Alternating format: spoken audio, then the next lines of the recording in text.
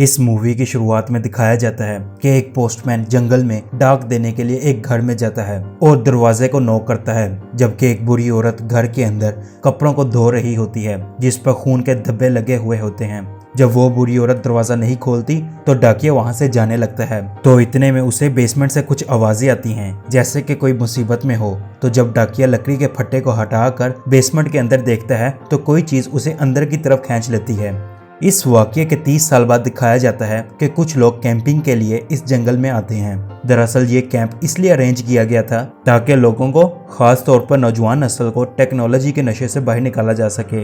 यानी ये उन लोगों के लिए एक इलाज की तरह था जो अपना ज्यादातर वक्त मोबाइल फोन्स या इंटरनेट पर गुजारते थे।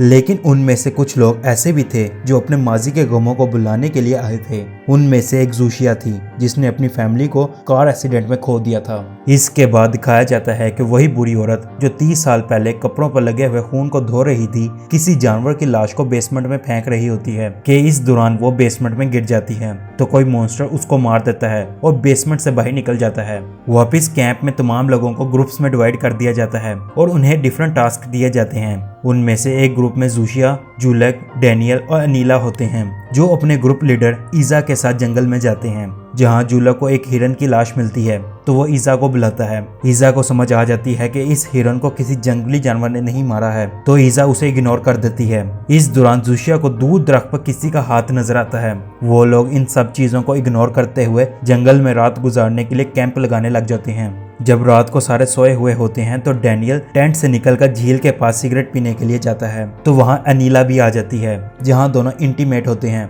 इसके बाद अनीला वहां से चली जाती है और डैनियल अकेला झील के पास बैठा रहता है। तो वहां वही मॉन्स्टर आ जाता है जो डैनियल को एक दरख्त के साथ जोर जोर से मारता है, जिसकी वजह से डैनियल मर जाता है। जब सुबह होती है तो सारे डैनियल को ढूंढने लग जाते हैं क्योंकि वो कैंप में नहीं होता। तो इस दौरान जूशिया को दरख्त पर खून लगा हुआ मिलता है।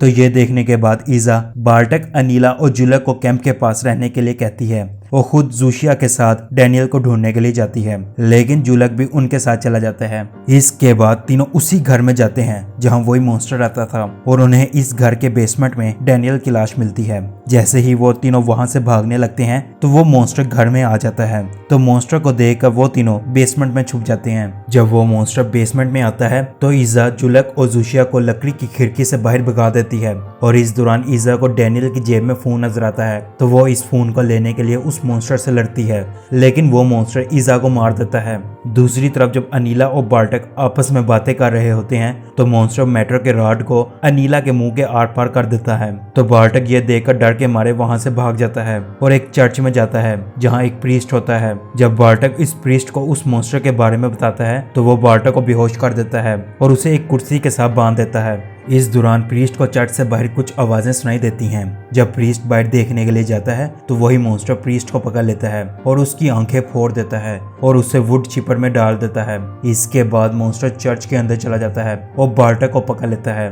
जूशिया और जुलक भी उस मॉन्स्टर से भागते हुए एक बुरे आदमी के घर में जाते हैं और उसे सारी कहानी सुनाते हैं कि एक मॉन्स्टर जिसकी शक्ल पूरी तरह बिगड़ चुकी है, उसने हमारे गाइड और एक दोस्त को मार दिया है। इसके बाद वो बुरा आदमी उन्हें बताता है कि मैं तकरीबन 30 साल पहले एक डाक देने के लिए उनके घर गया था, तो वहाँ उस मॉन्स्टर ने मेरी टांगें तोड़ दी थी, लेकिन मैं किसी तरह वहाँ से भागने में कामयाब हो गया। यानी ये बुरा आदमी वही था जो मूवी के स्टार्ट में दिखाया गया था।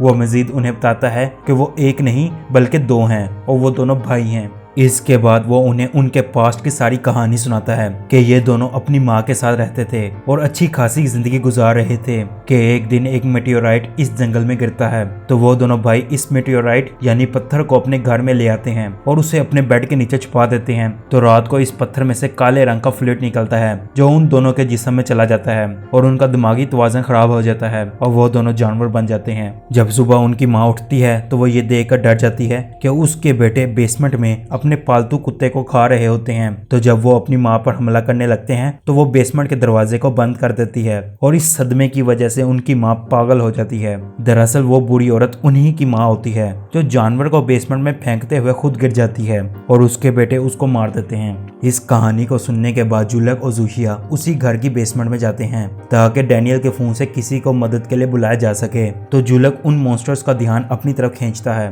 तो जैसे ही जूशिया फोन को लेकर जाने ही लगती है तो एक मॉन्स्टर उसके पास आ जाता है और उसको पकड़ लेता है। तो जुलक जूशिया को बचाने के लिए आता है, लेकिन वो मॉन्स्टर जुलक की जुबान खींच लेता है। तो जूशिया जुलक को तड़पता हुआ देखकर उसको चाकू की मदद से मार देती है। इसके बाद जूशिया बड़े खंजर को लेकर उस कमरे की तरफ जाती है जहाँ वो मॉन्स्टर सो रहा होता है। तो जूशिया उस मॉन्स्टर को मार देती है और वहाँ से भाग जाती है। तो रास्ते में उसे एक पुलिस वाला नजर आता है, तो वो उसके पास मदद मांगने के लिए जाती है। जब वो पुलिस वाला जूशिया को अपने साथ लेकर जा रहा होता है तो इस दौरान उस पुलिस वाले की किसी के साथ टक्कर हो जाती है। जब वो गाड़ी से बाहर निकल कर देखता है तो वो वही मॉन्स्टर होता है। वो मॉन्स्टर उस पुलिस वाले को मार देता है। ये देखकर जूशिया पुलिस वाले की गाड़ी से उस मॉन्स्टर को कुचल कर वहां से भाग जाती है। दूसरी तरफ कोई उस बुरे आदमी के घर का दरवाजा नॉक करता है, तो वो बुरा आदमी बिना देखे उस पर शॉटगन से गोली चला देता है। जब वो बुरा आदमी बाहर जाकर देखता है तो वो दरअसल बार्टक होता है जो वहीं पर मर जाता है। इसके बाद इस मूवी के एंड पर दिखाया जाता है कि वो दोनों मॉन्स्टर जिंदा होते हैं और उसके साथ ही ये मूवी खत्म हो जाती है।